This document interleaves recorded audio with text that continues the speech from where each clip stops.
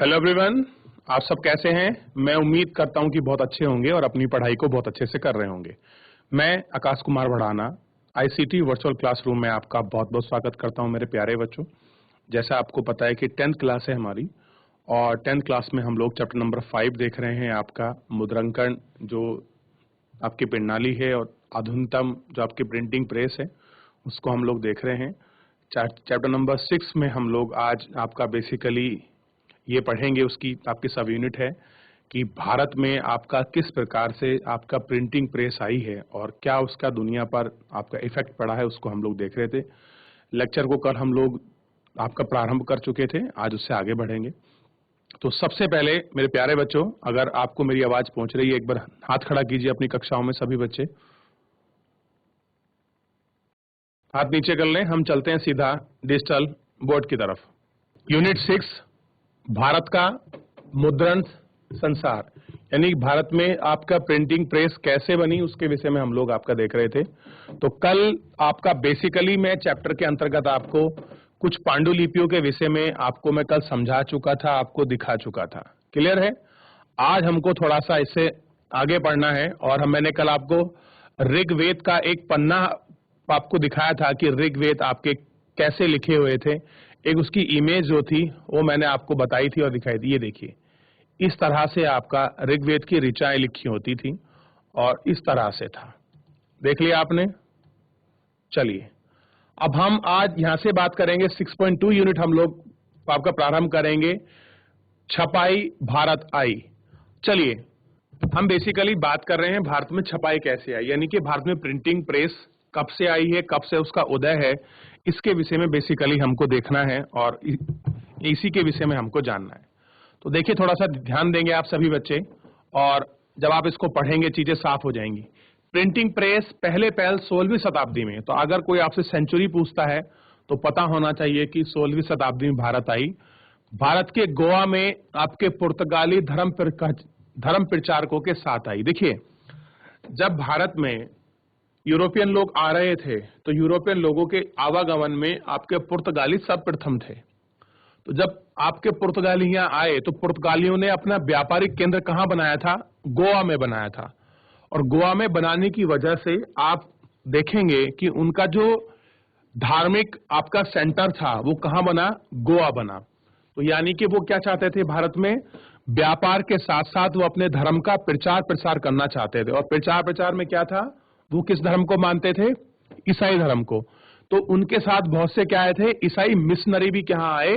India आए।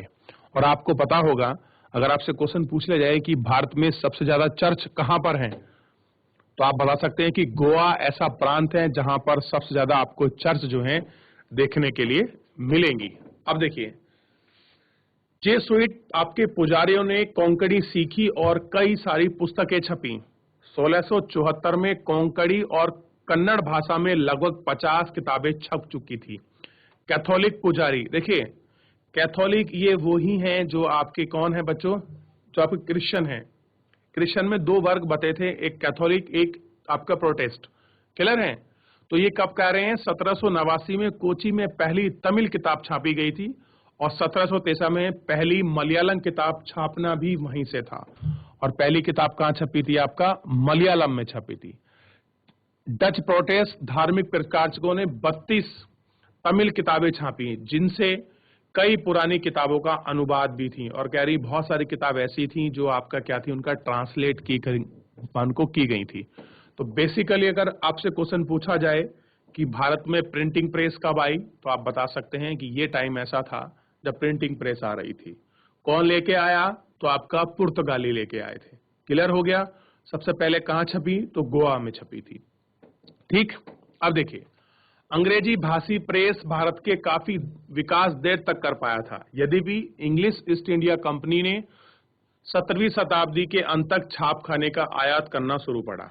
अब कब कर दिया? कि जो छाप खाने का आयात है वो शुरू कर दिया। जेम्स अगस्टस हिक्की, नाम देखिए बड़ा फेमस है, इनका एक अखबार भी है। जेम्स अगस्टस हिक्की 1780 में बंगाल गजट नामक एक साप्ताहिक आपका पत्रिका का संपादन शुरू किया। यानी कि पहली प्रिंटिंग प्रेस से छपने वाली पहली साप्ताहिक पत्रिका अगर कौन थी, तो जेम्स अगस्टस हिक्की की बंगाल गजट नामक एक पत्रिका थी, जो आपका साप्ताहिक मतलब 7 दिन में एक बार चलती थी। उसका नाम था बंगाल गजट या बंगाल गजट, आप इसको देख सकते हैं। और ये क्या थी, ये साप्ताहिक के रूप में हमारे सामने आई थी। ठीक, जिसने खुद को यूं परिभाषित किया, यानी कि इस तरह से अपने आप को एक्सप्लेन किया कि हर किसी के लिए खुली एक वेबसाइट पत्रिका है जो किसी के प्रभाव में नहीं है, यानी कि वो किसी से इन्फ्लुएंसेस नहीं है, यानी कि ना वो आपका पॉलिटिकल इन्फ्लुएंसेस है, ना आपका कल्चरल आपका इन्फ्लुएंसेस है, ना आपका सोशल इन्फ्लुएंस है।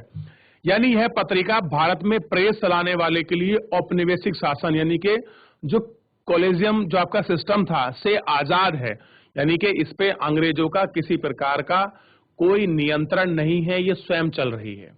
निजी अंग्रेजी उद्यम थी, कैसी भाषा थी, इंग्लिश में थी, और उद्यम का मतलब है अपना सेल्फ, उनका उद्योग था। और इसी अपनी स्वतंत्रता का अभिमान था, अभिमान का मतलब उसको प्राउड था कि हम बिल्कुल फ्री हैं, हम किसी से रूल रेगुलेशन आपको रेगुलेट नहीं होते, हम खुद क्या कर रहे हैं, इस पत्रिका को चला रहे हैं। हिक्की ढेर सारे विज्ञापन छापता था, इसमें दासों की बिक्री से जुड़े इतिहासार भी शामिल थे, लेकिन साथ ही भारत का कार्यरत वरिष्ठ अंग्रेजी अधिकारियों ने जुड़ी गजबंदी भी छापता था। इससे नाराज होकर गवर्नर जनरल वॉरेन हेस्टिंग्स ने हिक्की पर आपका मुकदमा कर दिया। अब देखिए, ये कुछ छापने लगे अधिकारों के विषय में, जो छापते थे, गपबाजी भी कुछ करते थे, यानी कि अपनी तरफ से कुछ आपका बढ़ा चढ़ाकर कुछ कर दिया। तो इससे क्या हो गया कि उस समय के एक आपके गवर्नर थे, आपने नाम सुना होगा, वॉरेन हेस्टिंग्स, क्लियर है, और बहुत ही फेमस रहे हैं वॉरेन हेस्टिंग्स। तो वॉरेन हेस्टिंग्स के रहने की वजह से क्या हो गया मेरे प्यारे बच्चों, इन पर आपका मुकदमा कर दिया गया। किस पर? आपका हिक्की पर, जेम्स अगस्टस हिक्की पर। और ऐसे अधिकारी आश्रय प्राप्त अखबारों को प्रशासन को जो उसका प्रकाशन है को आपको उनको प्रोत्साहन करना शुरू कर दिया, जो औपनिवेशिक राज की छवि पर होते हमले से इसकी रक्षा कर सके। 18वीं शताब्दी के अंत तक कई सारी पत्रिकाएं छपने लगी, जो हिंदुस्तानी भी अखबार छापने लगे थे। ऐसे प्रयासों में पहला था राजा राम मोहन राय के करीबी गंगाधर भट्टाचार्य का बंगाल गजट। अब देखिए, यहाँ देखिए, एक बंगाल गजट ये है जिसका माध्यम क्या है, इंग्लिश है, और राजा राम आपके मोहन राय के करीबी हैं, गंगाधर आपका भट्टाचार्य हैं, और इनकी ही एक क्या है, बंगाल गजट, एक इनका क्या हो गया, अपना अखबार हो गया, जो क्या निकला, एक इनके सामने निकला। तो ये तो वो दौर था जो आपका प्रिंटिंग प्रेस ने आपको दुनिया के सामने भारत की संस्कृति को, छवि को पहुंचा रहा था। और उससे पहले आपकी पांडुलिपियां लिखी जा रही थी, आप इनको देख सकते हैं कि मध्यकाल में कोई भी राजा या शासन बादशाह किस तरह से अपनी ऑटोबायोग्राफी, यानी कि अपनी आत्मकथा को इस तरह से लिखवाता था। और आपने पहले भी पढ़ा है, और यहाँ भी, कि जो मध्यम और कुलीन वर्ग था, उनके पढ़ने के लिए आज भी पांडुलिपि चलती थी, क्लियर है। और शुरुआत के दौर में जो गरीब वर्ग हैं, उनके लिए किताबें छपी हुई थी, आपका प्रिंटिंग प्रेस। और आपने यूरोप के माध्यम में देखा कि यूरोप ने कैसे प्रिंटिंग प्रेस ने सामाजिक, आधुनिक, वैज्ञानिक ढंग से वहां आपका बदलाव किया है, और कितनी बड़ी क्रांति, रूस, आप सोचिए फ्रांस की क्रांति में कितना बड़ा योगदान रहा किताबों का, कि लोगों के विचार, समाज सुधारक के विचार लोगों तक पहुंच पाए, लोग क्रांति को जान पाए। ये सारे प्रिंटिंग प्रेस की ही देन थी, जिसकी वजह से इतना कुछ हो पाना संभव हुआ था। तो ऐसे ही भारत में देखिए, पांडुलिपि के कुछ वेद के पन्ने आपको दिखाए गए थे, और भारत में हमने थोड़ा सा क्या देखा, प्रिंटिंग प्रेस का हिस्टोरिकल आपका बैकग्राउंड देखा। तो एक बार थोड़ा सा आप इसमें देख लीजिए, कुछ पूछना है आप मुझसे पूछ लीजिए, कोई डाउट है, कोई आपकी क्वेरी है, तो आप मुझसे, मेरे प्यारे बच्चों, आप मुझसे पूछ सकते हैं। लाइव जुड़कर चैट के माध्यम से कोई भी आपकी क्वेरी है, कोई भी आपका प्रश्न है, कोई डाउट है, आप मुझसे पूछ सकते हैं। थोड़ा देखते हैं क्या है तो आपका सामाजिक सुधार की स्थिति और क्या कुछ रहा भारत में, थोड़ा सा इसके विषय में देखते हैं। जैसा कि आप जानते हैं कि 19वीं सदी की शुरुआत से ही धार्मिक मसलों को लेकर बहस का बाजार गर्म था। कब था? 19वीं सदी में। और आप जान चुके हैं ऐसा क्यों हो रहा था, क्योंकि प्रिंटिंग प्रेस के माध्यम से समाज सुधारक और बड़े बड़े चिंतकों के विचार लोगों के दिल और दिमाग तक पहुंच रहे थे। अब लोग आपका अपने तर्क के आधार पर, विज्ञान के आधार पर अब बात करने लगे थे। तो इससे क्या था, उस समय जो था, जो बहस है, जो आपका डिस्कशन का जो आपका बाजार है, वो क्या है, काफी आपका गर्म है।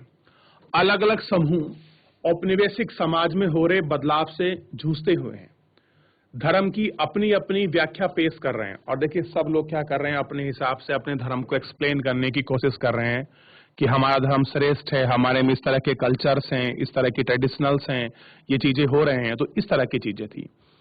कुछ तो मौजूदा रीति रिवाज की आलोचना करते हैं और कह रहे हैं कि जो जिस तरह का आपका कस्टम आपका बना हुआ है, रीति रिवाज है, बहुत सारे लोग उसकी आलोचना करते हैं, उनमें से सुधार चाहते हैं और कह रहे हैं कि इनमें कुछ रिफॉर्म होना चाहिए, कुछ सुधार होना चाहिए। जबकि कुछ अन्य समाज सुधारकों के तर्क के खिलाफ आपका खड़े थे कि आप इस तरह की बातें कैसे कर सकते हैं आप। यानी कि हर समय आप देखेंगे समाज में दो ग्रुप आपको मिलेंगे, दो वर्ग। एक वो वर्ग होगा जिस तरह से आपकी सामाजिक स्थिति चल रही है वो उस पर बड़ा खुश है कि इस तरह से चलता रहना चाहिए।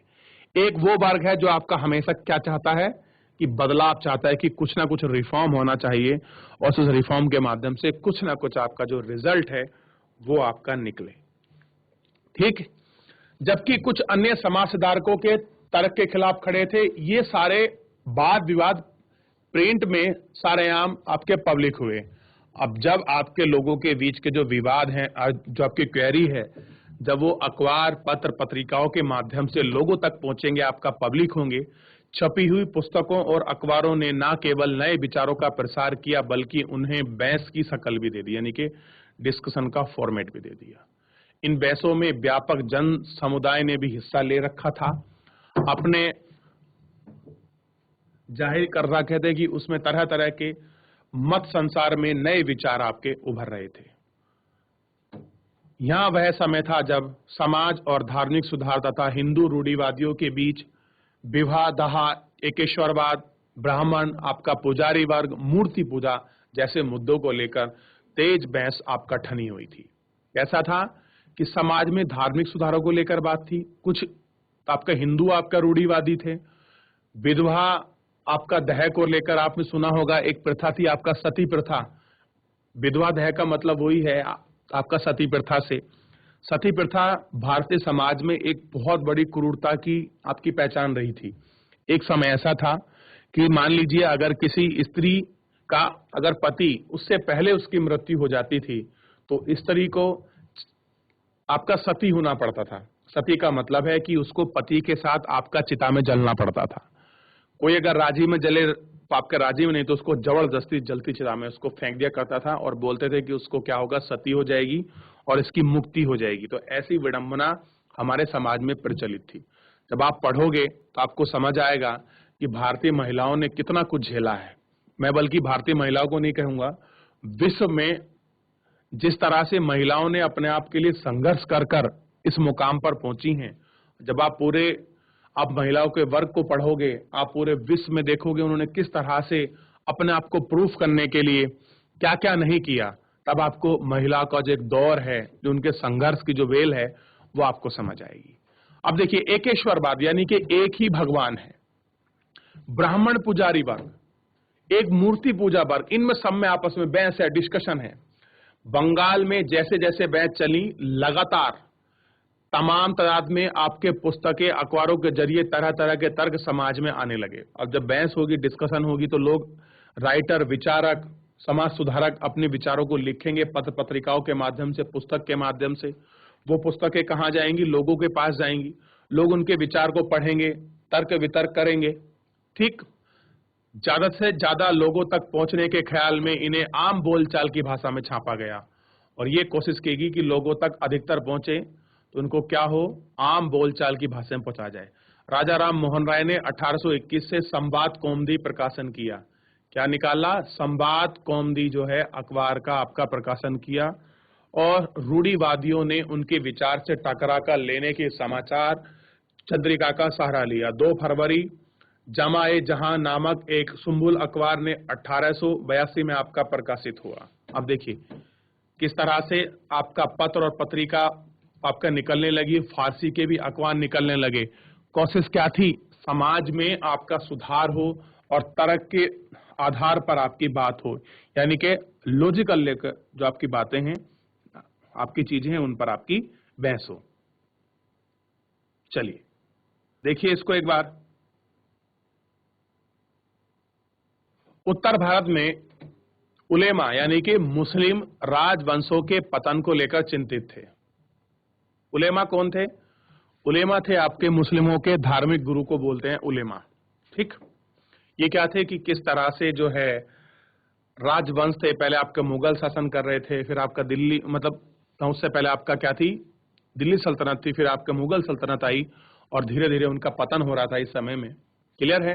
क्योंकि औरंगजेब की मृत्यु के बाद बंगाल में आपका जिस तरह से अंग्रेजों का वर्चस्व बढ़ा और धीरे धीरे पूरे भारत में यूरोपी हावी हो रहे थे, तो उनके लिए एक चिंता की बात तो थी।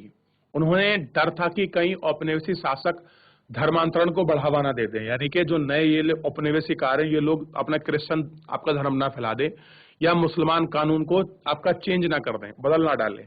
इससे निपटने के लिए उन्होंने सत्य लिथोग्राफ प्रेस का इस्तेमाल किया और धार्मिक ग्रंथों पे फारसी उर्दू अनुवाद छापे, धार्मिक अखबार गुटके निकाले। सन 1867 में स्थापित देवबंद में सेमिनारी ने एक मुसलमान पाठकों को रोजमर्रा के जीवन जीने का सलीका और इस्लामी सिद्धांतों को मायने के आपके समझाते हुए हजारों आपके फतवे जारी करे। क्या करे कि रोजमर्रा के मुसलमानों का जीवन कैसा होगा, क्या उनका सलीका होगा, कैसे उठेंगे, कैसे बैठेंगे, इसके विषय में उन्होंने एक फतवे जारी करे। पूरी 19वीं सदी के दौरान कई इस्लामिक संप्रदाय सेमिनार पैदा हुए। धर्म को लेकर सबकी अपनी अपनी व्याख्या थी, यानी कि हर तरह से लोग अपने तरफ से एक्सप्लेन कर रहे थे मुस्लिम धर्म को भी। हर कोई अपना संप्रदाय बढ़ाना चाहता था और दूसरों से अक्सर कटाना चाहता था। अब देखिए हर दूसरों के एक दूसरे के साथ आपसी कटाव, आपसी मतभेद यहां भी खड़े थे। हिंदुओं के बीच में छपाई के खास तौर पर स्थानीय भाषाओं ने धार्मिक पढ़ाई पर काफी बल दिया कि लोकल आधार पर क्या हो, जो हमारी मूल भाषा हो उसी में पढ़ाई हो। तुलसीदास की 16वीं सदी की किताब रामचरितमानस का पहला प्रिंटिंग संस्करण 1810 में कलकत्ता में प्रकाशित हुआ। यानी कि रामचरितमानस को पहली बार आपका प्रिंटिंग प्रेस में 1810 में कलकत्ता में छपा।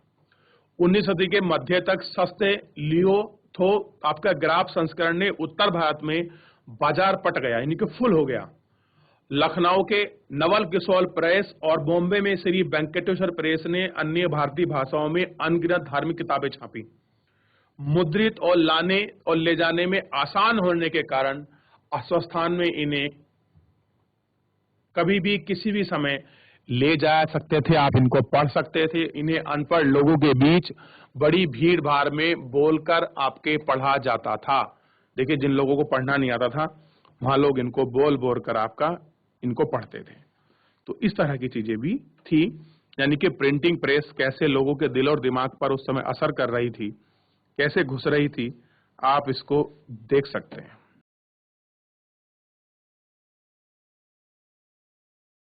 देख लिया, आगे बढ़े। मतलब यह है कि धार्मिक पुस्तकें बड़ी तादाद में विदाय तक पहुंच रही थी, जिसके चलते विभिन्न धर्मों के बीच और उनके अंदर बहस, मुशावरे और वाद विवाद की संवाद की नई स्थिति बन गई थी। अब लोग क्या करने लगे, अपने इंटरनली चीजों को डिस्कशन करने लगे, उन पर लॉजिकल चीजों को लेकर अपने क्वेश्चन, उनके अपने क्वेश्चन क्वेरी थे उस पर वो बात कर रहे थे। लेकिन प्रिंट ने समुदाय के बीच सिर्फ मतार नहीं पैदा किए, बल्कि इन्हें समुदाय के अंदर से और विभिन्न दूसरे हिस्सों तक भारत को जोड़ने का भी काम किया। ऐसा नहीं केवल आप ये समझ सकते हैं कि प्रिंटिंग प्रेस ने लोगों के बीच जो है आपका खाली मतभेद आपका पैदा करें, नहीं, ऐसा नहीं है। इन्होंने क्या किया है, लोगों को जोड़ने का भी प्रयास किया है। अब देखिए आप इसमें अच्छी तरह से आपका समझ सकते हैं कि जिस तरह के लोगों के विचार, रूढ़िवादी विचारकों की तर्क, उनके वितर्क, विज्ञानवाद के आधार पर किया गया चीजों का खंडन लोगों के दिल और दिमाग पर असर छोड़ रहा था। लोग, बहुत सारे ऐसे लोग थे जो जिस रूढ़िवादी स्थिति में चल रहे हैं उसको प्रॉपर बना रहने देना चाहते थे, लेकिन बहुत सारा ऐसा वर्ग था जो बदलाव की उम्मीद रखता था, समाज में परिवर्तन की उम्मीद रखता था, विज्ञान के आधार पर, तर्क के आधार पर। तो ये सारी चीजों को हमने अभी तक इसमें एक बार देखा गौर करके। मैं पुनः आपसे कहना चाहूंगा कि 7 नंबर यूनिट इसका और 6 नंबर में अगर किसी का कोई डाउट है तो 6-7 को आप मुझसे पूछ लीजिए मेरे प्यारे बच्चों, फिर मैं आगे बढ़ता हूं। देख लें एक बार 6 और 7 को। तो इतना हमने पूरा प्रिंटिंग प्रेस का भारत में हर एक दौर को हम लोग आपका बेसिकली देखा। धार्मिक सुधारों में इसका क्या इफेक्ट और इम्पैक्ट था उसको भी हमने अपनी बात की। क्लियर है? चलिए, तो इतना बेसिकली हम गौर करके इसमें आपका देख चुके हैं। अब है प्रकाशन के नए रूप। अब देखिए प्रिंटिंग प्रेस का नया एक रूप, एक नया पैटर्न आपको दिखाई देगा। अगर मैं आपसे पूछूं क्या आज के समय में प्रिंटिंग प्रेस का कितना महत्व है या फिर जो आपका इलेक्ट्रॉनिक जो आपकी प्रेस है उसका ज्यादा महत्व है? आप देखते हैं अगर आपको कोई भी आर्टिकल पढ़ना है तो पत्र पत्रिकाओं के माध्यम के अलावा भी आप आज फेसबुक, व्हाट्सएप, आपका ट्विटर और ना जाने कितने ऐसे माध्यम हैं जिनसे आप पूरी जानकारी को जुटा सकते हैं और पूरे तरह से आप उनको पढ़ सकते हैं और देश और दुनिया के तर्क और विज्ञान की बात को आप अच्छे से देख सकते हैं और एक जगह से दूसरी जगह के आप विचारों को, संस्कृति को अपना सकते हैं और उनको बहुत करीबी से आप उनको सीख भी सकते हैं। क्लियर है मेरे प्यारे बच्चों? तो ये सारी चीजें इसके अंतर्गत हैं और ये आपको देखने वाली बात है।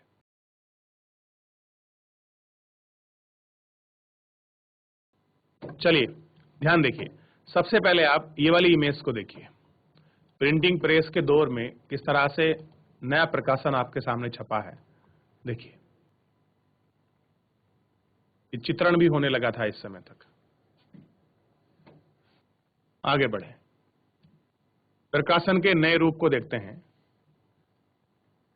छापखाने से तरह तरह के लेखन की भूख जगी, जैसे नए लोग पढ़ने लगे। छपे हुए पन्ने की अपनी जिंदगी, अपने तजुर्बे, अपने भोगे हुए रिश्तों को देखने की चाहत बलबलाती होगी।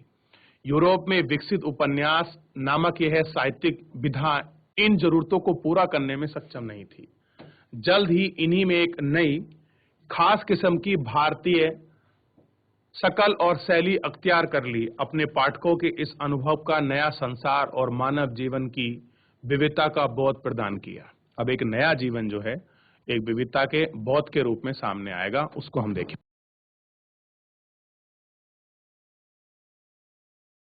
हमने प्रिंटिंग प्रेस के सामाजिक और धार्मिक दोनों सोशल जो उसके आपके पहलू उनको देखा और कैसे एक नया वर्ग हमारे सामने निकल रहा था जो किताबों के आपके आधार पर तर्क वितर्क आपका कर रहा था, इसके विषय में देखा।